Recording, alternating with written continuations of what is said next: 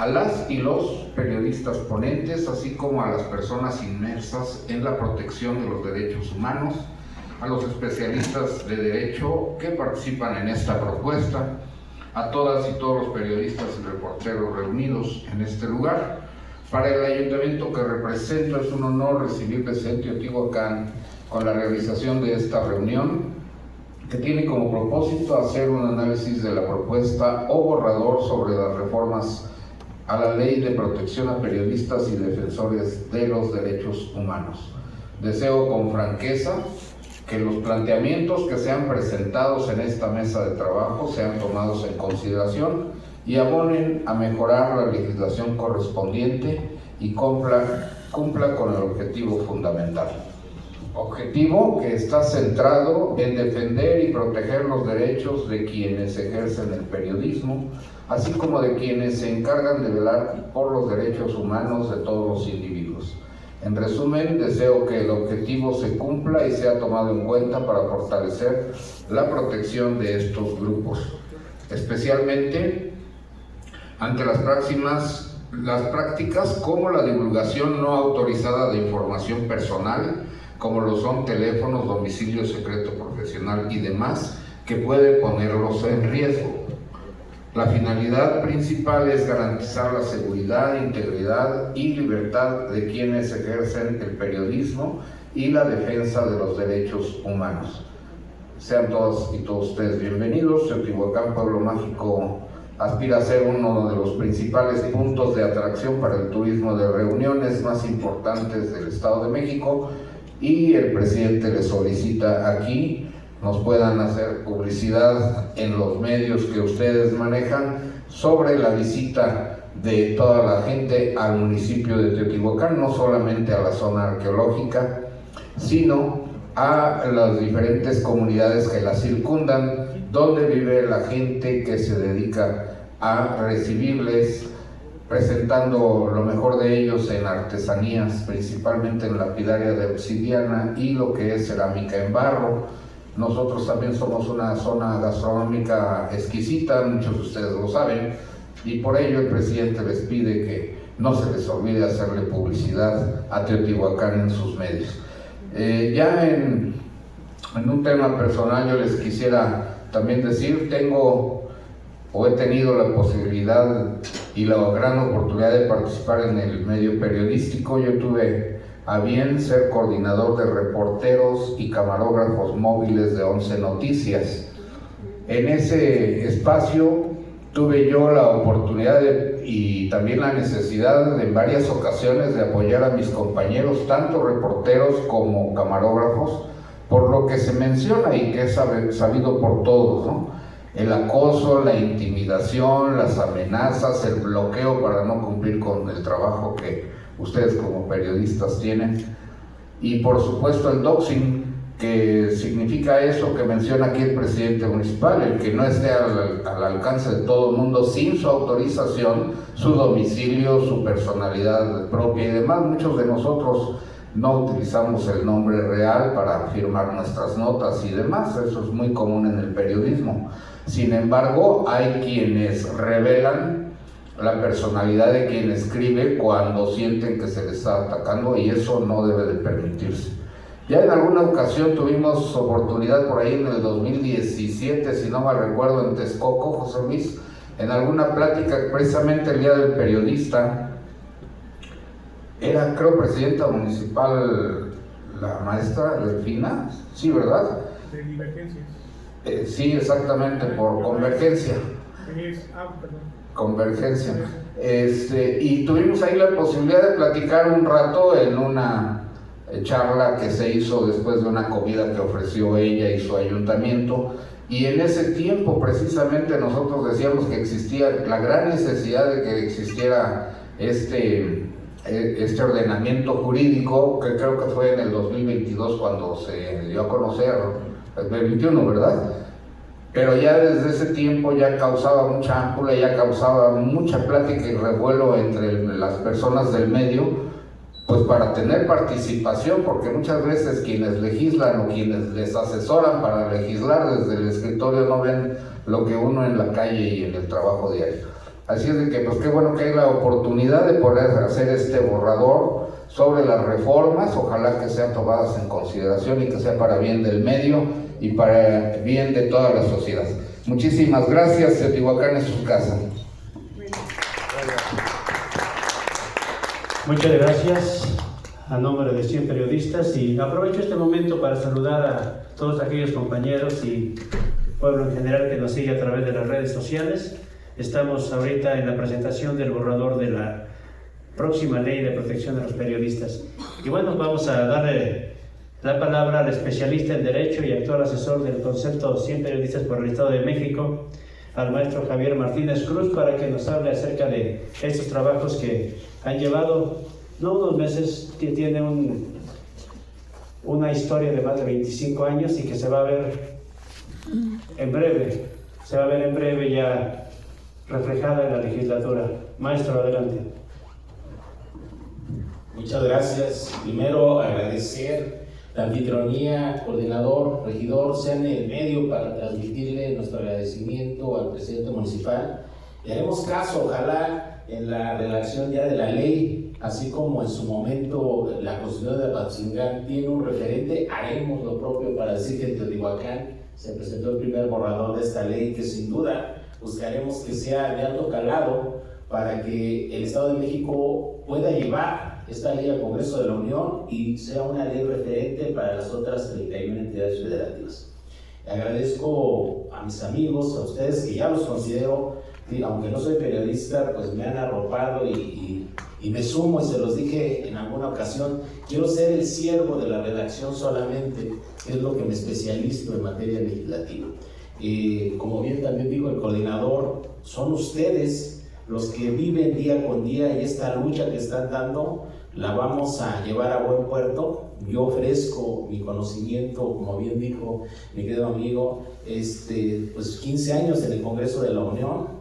Creo que aprendimos a hacer algo, reformamos la Constitución, y hoy sin duda estamos tomando una bandera que pues va a llevar a buen puerto y va a ser justicia para poder garantizar el derecho a la libertad de expresión, la libertad de prensa y consolidar la democracia en México. Pues también aprovechamos para saludar a nuestros amigos que nos están siguiendo a través de en línea o a través de vía Zoom. Particularmente queremos también agradecer a Televisión Mexiquense, a nuestro querido amigo Enrique Gómez, que ya también se suma a esta lucha. Gracias por acompañarnos, compañeros de Televisión Mexiquense. Sin duda la difusión es fundamental para esto.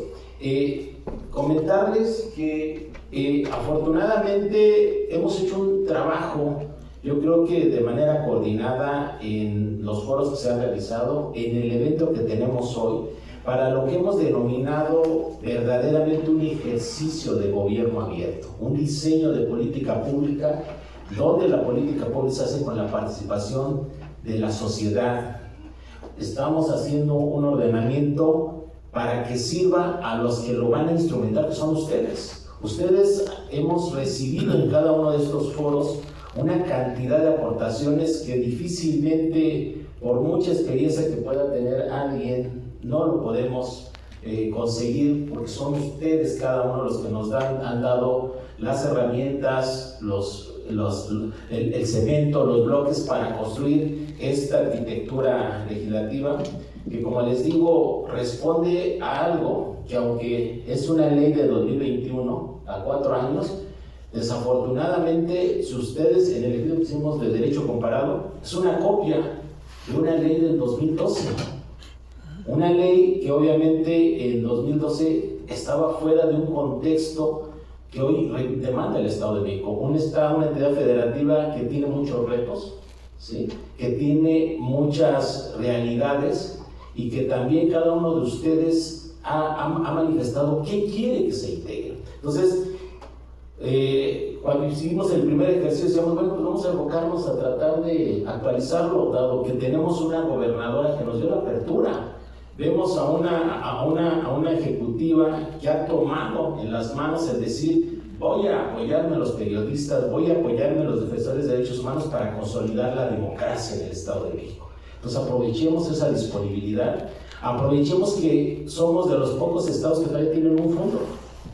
Un fondo que, como saben, en 2019 a nivel federal, la ley federal ya no trae este fondo, porque era un fideicomiso que desapareció y que actualmente, bueno, se tienen destinados recursos con la Secretaría de Gobernación, los que consideren necesarios. Entonces, el Estado de México tenemos ese fondo, aprovechemos, tenemos un mecanismo, falta fortalecerlo, pero tenemos algo que nos llamó la atención.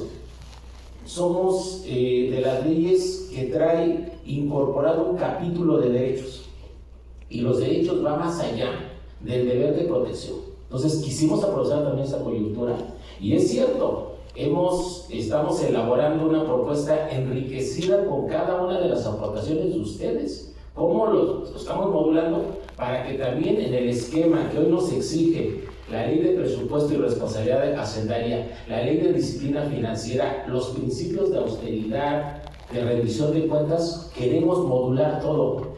Pedimos, pero también ofrecemos responsabilidades y deberes, transparencia, rendición de cuentas, protección de datos.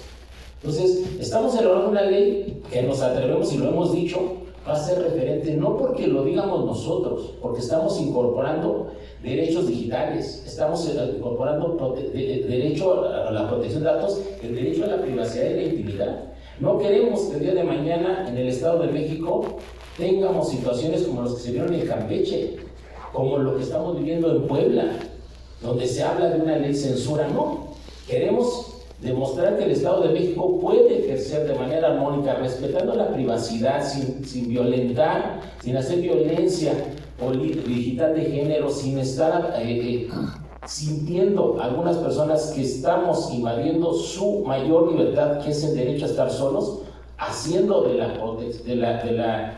libertad de expresión y de la libertad de prensa la consolidar instituciones fuertes, hacer un ejercicio profesional, y que también con ese ejercicio se les respeten a ustedes sus derechos. Entonces, si me permiten, para poder explicar la presentación y ver cómo llegamos a una propuesta, primero, de algo que en técnica legislativa creo que tiene que ser lo correcto.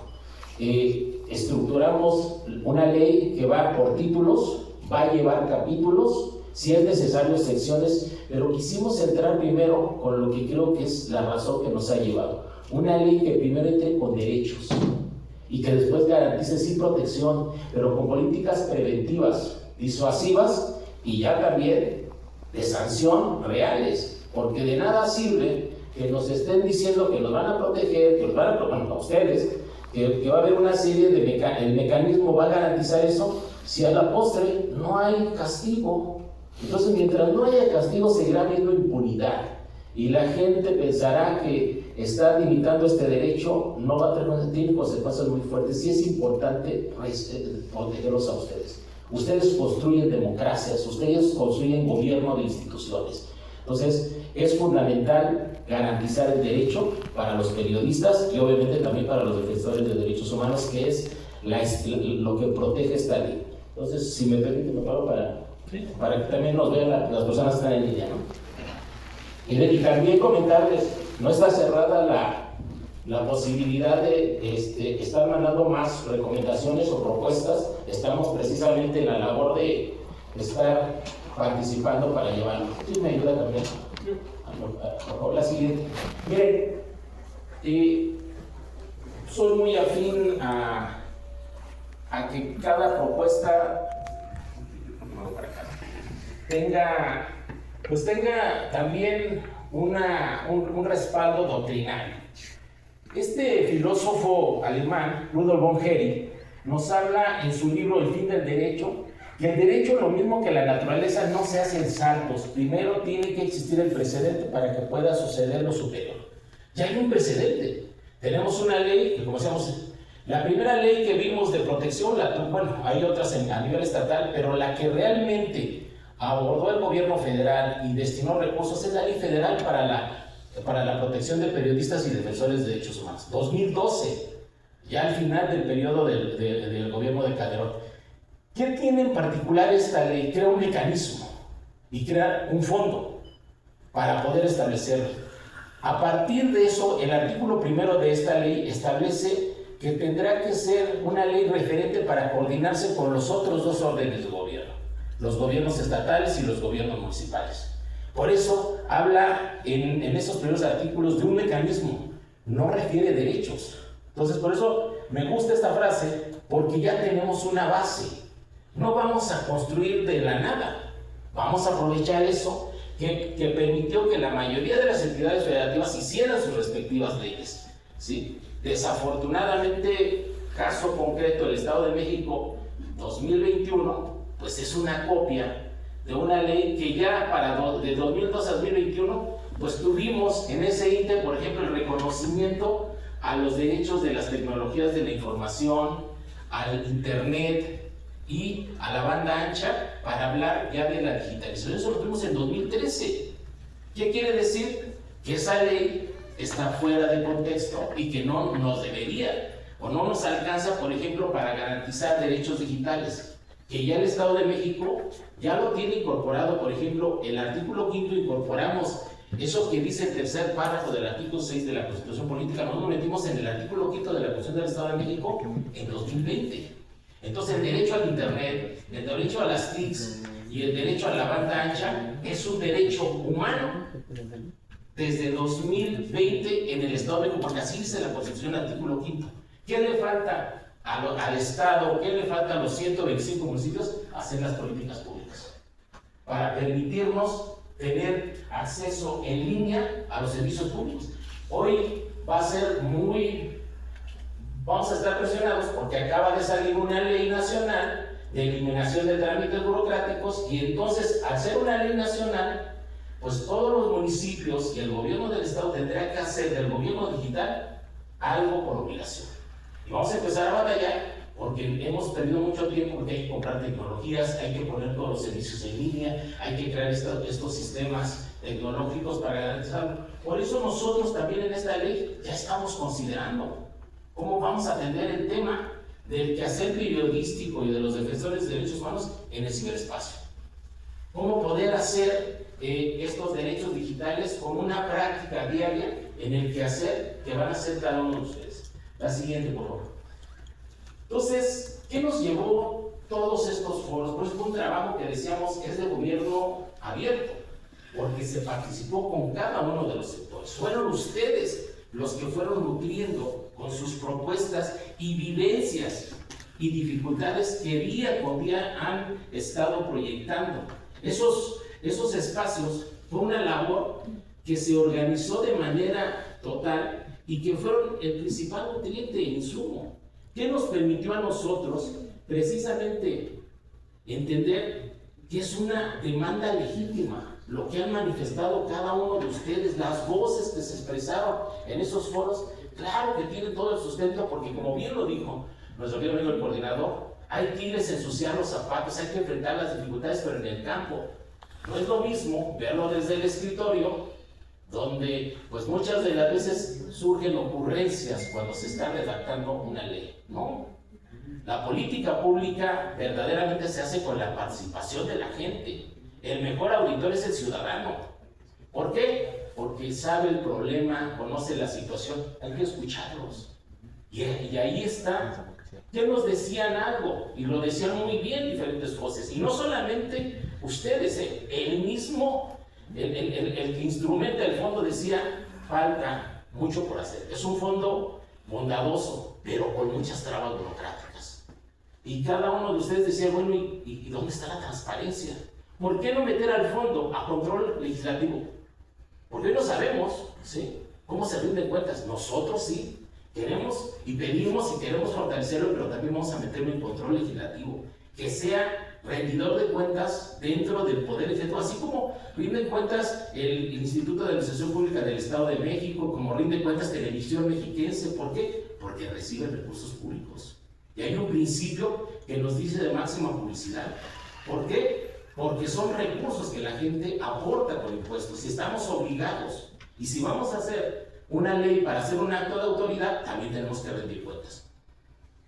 Reconocer, y eso yo creo que nos ha costado mucho entendernos, tienen de los derechos que se reconocen en el capítulo primero de nuestra Constitución políticas, los que han creado democracias, los que han creado sociedades fuertes, las que responden después del Holocausto, después de la Segunda Guerra Mundial, ¿sí? Este derecho a la libertad de expresión, la libertad de prensa, ¿sí? Son los que lograron revertir esos gobiernos autoritarios, ¿sí? Que llevaron a caso tan vergonzoso como la muerte de tantos judíos, y que hoy están en riesgo estas democracias, a diferencia de las que empiezan a crecer como la mexicana.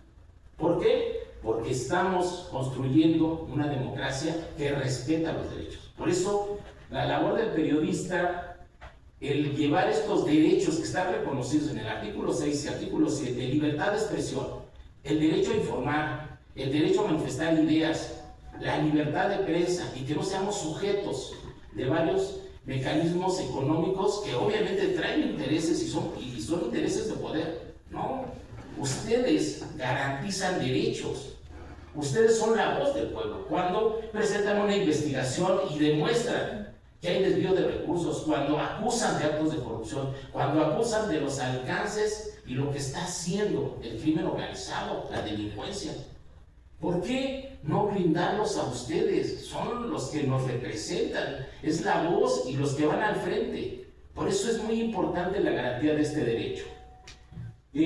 Decíamos, no estamos pidiendo más que lo que dice la Constitución. Desafortunadamente, en la Constitución del Estado de México nosotros reconocimos la libertad de prensa porque no teníamos el equivalente del artículo 7 de la Constitución Federal. Pero ya existe, ya está el artículo 5. ¿Qué nos falta? Pues lo que queremos, la ley reglamentaria para garantizar estos derechos. Por eso, desde ahorita les digo que nuestro artículo primero de esta ley va a ser una expresión directa. Esta ley es de observancia general y obligatoria en todo el Estado de México y los 125 municipios. Pero será reglamentaria del artículo primero. ¿Por qué? Porque tenemos defensores de derechos humanos bajo los principios que establece los derechos fundamentales que se reconocen en la Constitución.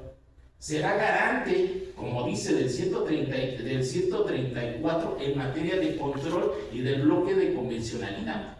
¿Por qué? Porque México ha firmado tratados internacionales donde reconocemos la libertad de expresión y la libertad de prensa como derechos a proteger. Será garante del artículo 6 en materia del derecho a la libertad de expresión y a informar. Será garante del artículo 7 en materia de libertad de prensa y trabajo profesional de los periodistas. Y obviamente, pues si estamos hablando de que es una ley reglamentaria, de nuestro artículo 5 de la Constitución, que trae todos esos principios y todos esos derechos. Y no hicimos más que, en este ejercicio ya de concentración de una ley, recabar todo lo que ustedes nos presentaron. Y lo que tendrán todavía que presentar, estamos abiertos.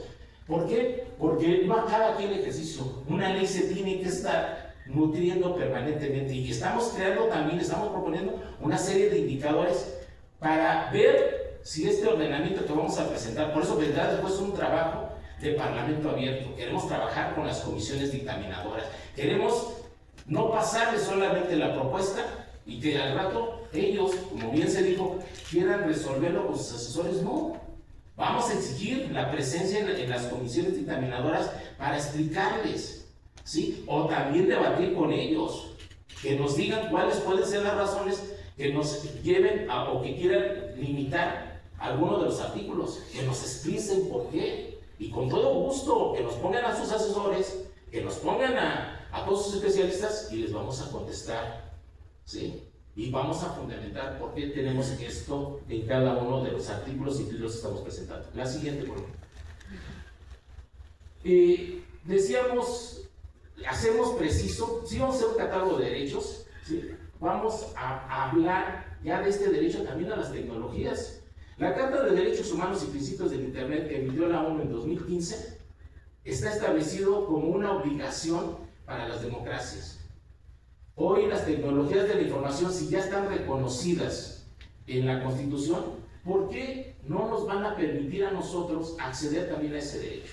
Entonces, todo lo que estamos nosotros colocando y vamos a fundamentar en la exposición de motivos para justificar cada título, cada capítulo, cada artículo, ¿sí? Vamos a, precisamente como se debe de hacer, una ley, como se debe hacer un ordenamiento, justificar en la exposición de motivos. Por eso, en la exposición de motivos, estamos haciendo una labor de concentración de cada una de sus participaciones, de cada una de las motivaciones que los llevó a presentar estas propuestas en cada uno de los foros. La siguiente, por favor.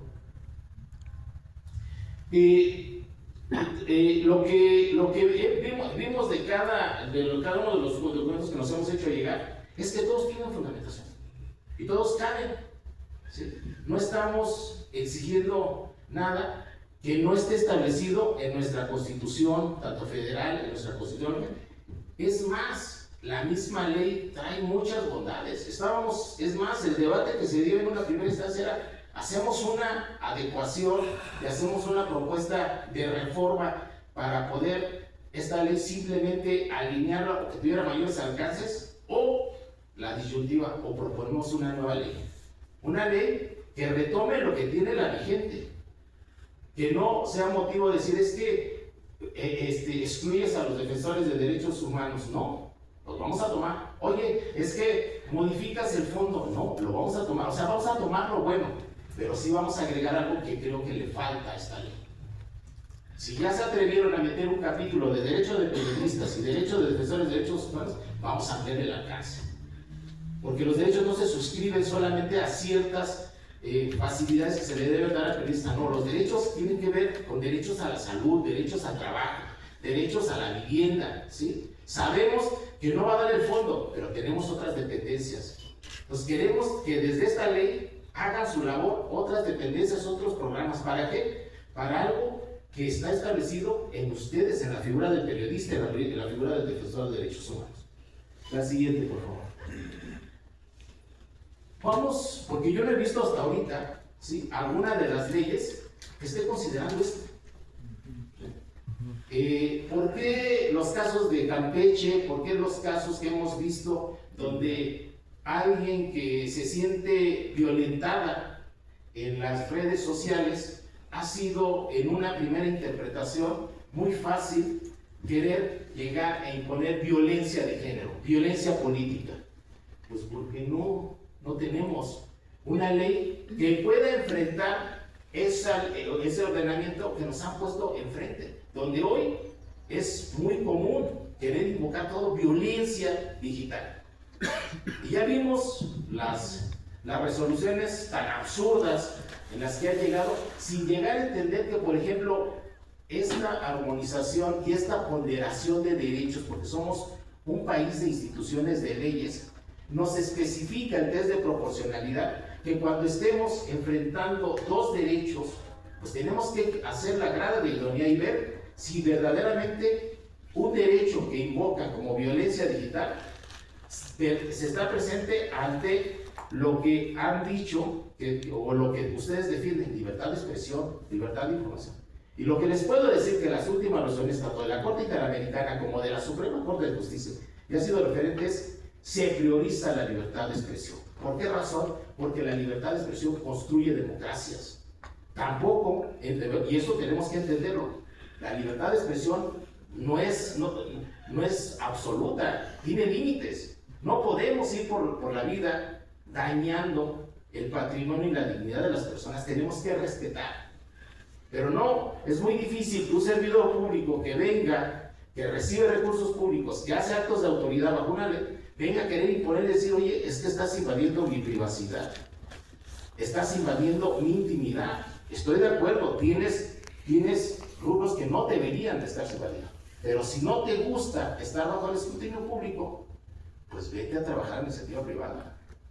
¿Sí? ¿Por qué tienes que entregar? ¿Por qué tienes que rendir cuentas? Porque te pagan por recursos públicos, porque haces actos de autoridad bajo una ley, tienes una ventaja con respecto al ciudadano.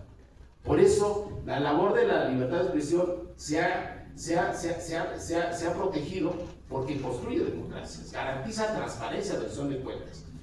Entonces, pero no tiene, como les digo, tiene límites. Hay que poner esto.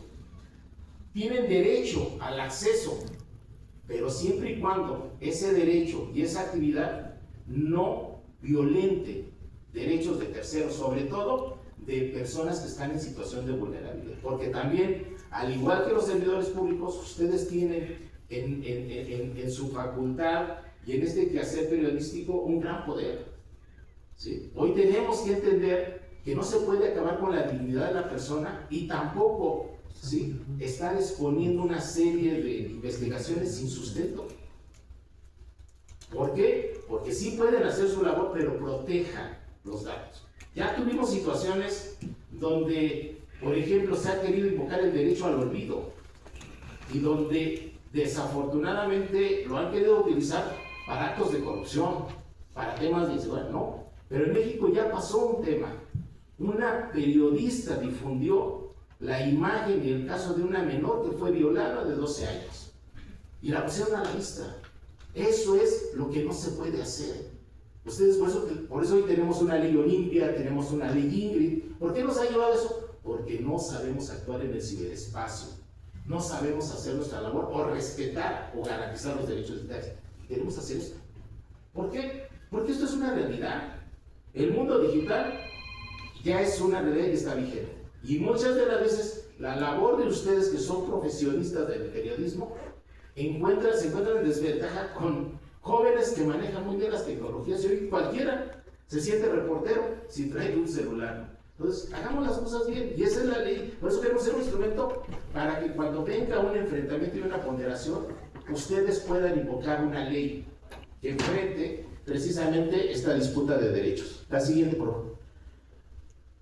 Entonces, ¿qué es? Aquí están algunos de los puntos que retomamos y ya estamos trabajando en la incorporación. Particularmente, ¿cómo va a entrar? Si es de alcance del fondo o si vamos a tomar otras partidas presupuestarias, otras dependencias, para garantizar lo que en cada uno de los puntos fueron básicamente propuestas concretas que nos hicieron llegar. ¿Sí? Muchas de ellas pues se están enriqueciendo dado que las presentaron diferentes personajes o en diferentes foros. ¿Sí? Hicimos un orden ahí de elementos. Digo, a lo mejor les explico, como bien decía Raúl, pues sí, yo tengo una formación transdisciplinaria. Soy doctor en Derecho, soy doctor en Políticas Públicas, soy doctor en Pensamiento Complejo, soy medalla Alfonso Caso por la UNAM. Precisamente soy especialista en finanzas públicas, entonces soy ingeniero por el Politécnico, entonces traigo ahí manejo muy bien el tema presupuestario, las partidas presupuestarias, fundamento muy bien con indicadores, pero también debemos de entender que estamos viviendo situaciones donde cada vez que entramos a temas presupuestarios, la respuesta casi es inmediata, no hay recursos. Entonces, nos está costando, pero estamos tratando de hacer una labor de integración de todas las propuestas, justificándolas. También sabemos que pues vamos a tener que negociar cuando estemos ya en el dictamen. ¿Por qué? Porque pues siempre que se trata de recursos públicos, pues habrá peros. Lo único que ponemos por delante es que queremos entrar en un mecanismo de transparencia, rendición de cuentas, de apertura, para justificar cada propuesta y partida presupuestaria que estamos pidiendo. ¿Sí? La siguiente, por favor. Traemos, pues, digo, estas son básicamente cosas concretas que yo he estado incorporando ya en el articulado, ¿sí? Dándole forma, incorporándolos y poniendo orden, como les digo, en qué apartado va a ir, en qué capítulo. Tratamos de decir, bueno, actualmente es una ley de 77 artículos la que está vigente en el Estado de México, ¿sí? Pero cuando uno revisa, pues hay un desorden. Empieza con el mecanismo, de repente aparecen los derechos, hablan de medidas preventivas, ¿sí? No hablan de medidas disuasivas, ¿sí? Hablan de sanciones, pero ahí creo yo que lo que también va a servir es que vamos a presentar una propuesta legislativa muy concreta, ordenada, armonizada, ¿sí? Guardando equilibrio en la conformación de los títulos. Ya van a ver que estamos hablando de 8 títulos, que tengan, pues particularmente cada uno de ellos en promedio 3 capítulos, ¿sí? Y también cada capítulo que tenga un cierto número de artículos que nos permita, ¿sí? Justificar cada una de las peticiones y cada uno de los temas que vamos a incorporar. La siguiente, por favor. Algo que ha sido recurrente y lo debemos de entender, el fondo no va a dar, para todo el tema de bienestar. Pero sí tenemos una Secretaría de Bienestar que le vamos a decir, queremos ser partícipes de estos programas bajo estos fundamentos. Entonces, aprovechemos que tenemos un esquema de federalismo cooperativo, ¿sí? Que tenemos un esquema de federalismo subsidiario, que afortunadamente tenemos estos principios de distribución. Entonces, vamos a jugar muy bien con ese federalismo. La siguiente, por favor.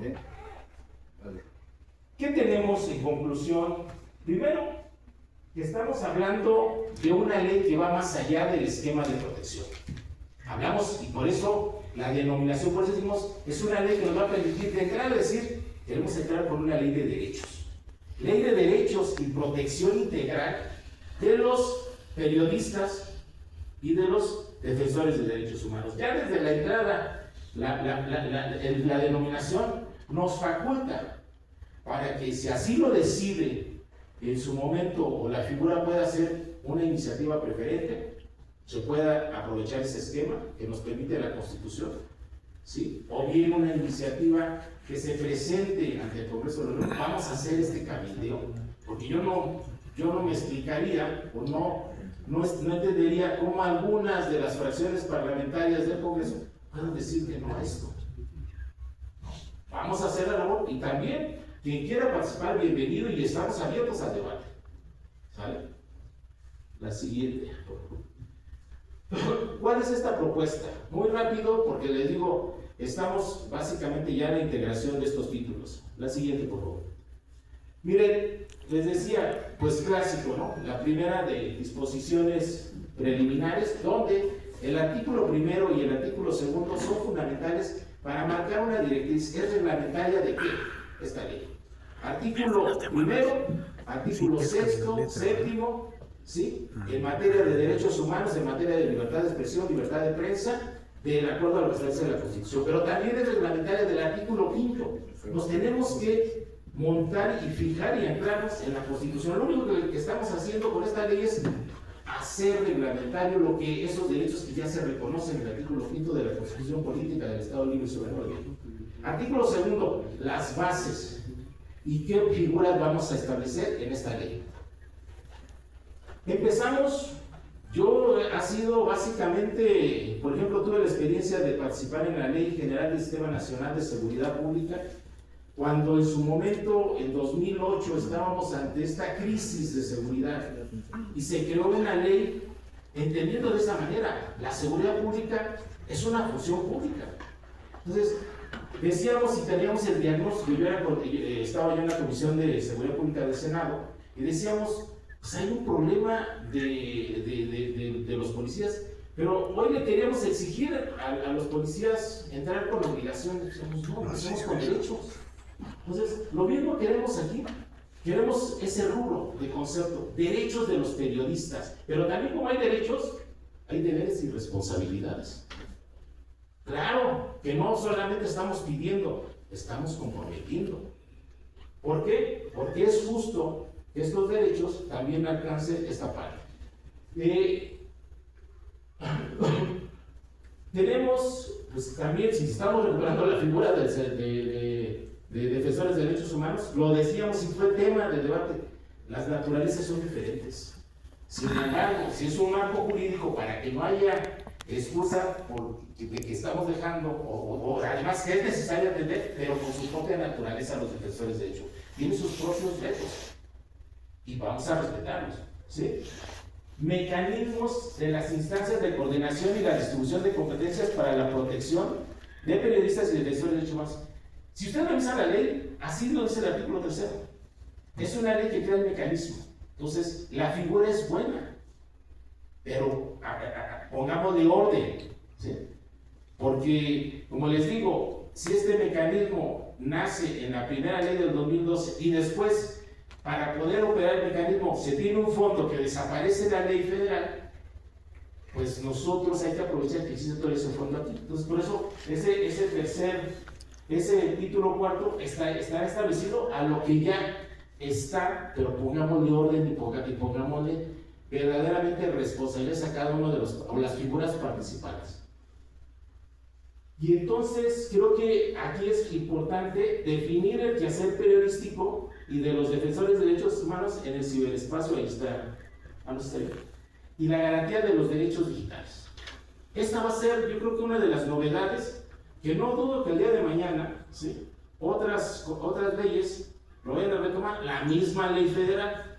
Por eso queremos hacer esta labor de Parlamento abierto, incorporar a nuestro Congreso del Estado de México, porque ellos tienen facultades para que, si así lo deciden, manden una iniciativa de ley al Congreso de la Unión. ¿Para qué? Pues para que lo que estamos haciendo en el Estado de México se pueda también reproducir en otras instancias, ¿no? El título sexto, ¿sí?, pues nosotros, está excelente y está muy bien estas medidas preventivas, pero también hay medidas disuasivas. Y creo que la política pública en materia disuasiva no aparece.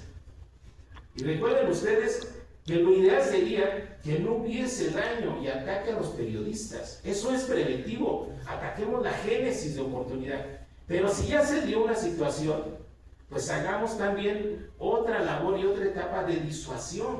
¿Para qué? Pues para que no lleguemos a tener una víctima y que al rato, como bien dicen, tiene derecho a la reparación del daño. ¿Cómo reparas el daño? ¿Cómo reparas una vida? ¿Cómo reviertes esa sensación en cada uno de ustedes cuando uno de sus colegas, por hacer una labor, pagó con la vida? ¿Cómo reviertes? ¿Cómo le explicas a la familia? Entonces, creo que es importante, pero además cerrar el ciclo. Ok, no atendiste o no, hicimos medidas preventivas y te las brincaste, las medidas disuasivas, pues entonces castiguemos, acabemos con la impunidad. Sin que sepa aquí las personas que quien dañe y afecte el quehacer y al periodista, no solamente daña a la persona, daña un derecho fundamental. Y es colectivo y tiene un efecto masivo en toda la sociedad. Entonces, va a haber sanciones y bueno, pues sumémonos al esquema donde hoy se tiene que garantizar justicia. Hagamos de estos mecanismos también sancionatorios una realidad y pongámoslo desde ahí. Y si es necesario, bueno, pues sí, también con autoridades que dejen de hacer su labor. Un título exclusivamente para el fondo, ¿sí?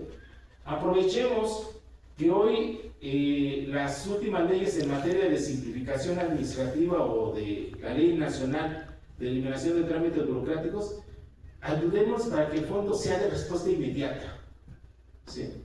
Que no tengamos estas dilataciones de que no se puede dar el apoyo o lo que nos ha comentado nuestro amigo de mecanismo, es que yo tengo que ir. ¿Por qué? Tú coordina y manda, ¿sí? Y busquemos otros fondos, pues por ejemplo para asesoría legal, que además los hay. Entonces, vamos a hacer exclusivamente el tratamiento del fondo, ponerle orden. Y luego, afortunadamente, si ustedes revisan el equiparable del fondo del Estado de México con el equiparable del fondo a nivel federal, los artículos están derogados. ¿Por qué? Porque fueron parte de un fideicomiso. Que nosotros aquí estamos proponiendo que vamos a llegar a un fideicomiso, pero vamos a hacer un fideicomiso bien, transparente, que sirva. ¿Para qué? Pues para que permita hacer operativo el mecanismo de protección.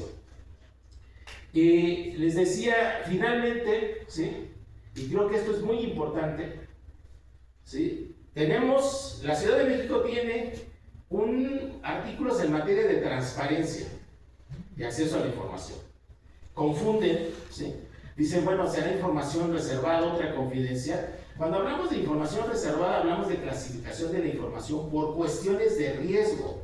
Es momentáneamente, no se puede exponer, pero por confidencialidad, los datos personales ustedes no se exponen, a menos que haya una prueba de daño y se demuestre un interés público. Pero ¿cuál puede ser el interés público para ustedes? Ustedes son servidores públicos. Ustedes son unos profesionales, se tienen que proteger. Hoy estamos pidiendo, sí, que se tenga una cédula de identificación donde van a tener datos biométricos, van a tener una serie de medidas. La pregunta es, ¿quién va a resguardar esos datos? ¿Quién me garantiza bajo qué medidas de seguridad? ¿Y qué pasará si después desde ahí se filtran los datos? Pues hagamos sanciones. Entonces, afortunadamente tenemos 3 nuevas leyes en materia de transparencia y protección de los personales, derivadas de la desaparición del INAI. Entonces tenemos una ley general de transparencia y acceso a la información pública. Estamos obligados en el Estado de México a hacer nuestra ley del Estado de México. No sé cuándo, está por cumplirse los 3 meses y no hemos escuchado ninguna propuesta. Bueno, pero nosotros participemos en lo que tiene que ver con transparencia y rendición de cuentas, sobre todo del fondo y de las acciones que estamos exigiendo. Pero algo muy importante, la protección de los datos personales. Lo vamos a plantear desde ahí. Entonces, yo he visto, sí tiene actualmente la ley en materia de protección de datos personales, pero no me dice de qué. Vamos a hacer un título para explicarles y que se sume esta normatividad o este título a lo que será la ley de datos, la ley de acceso a la información pública del Estado de México y sus municipios, lo que será la ley de protección de datos personales en posesión de sujetos obligados del Estado de México y sus municipios, y lo que será en materia de protección de datos personales que nos aplica en posesión de particulares. Muy bien.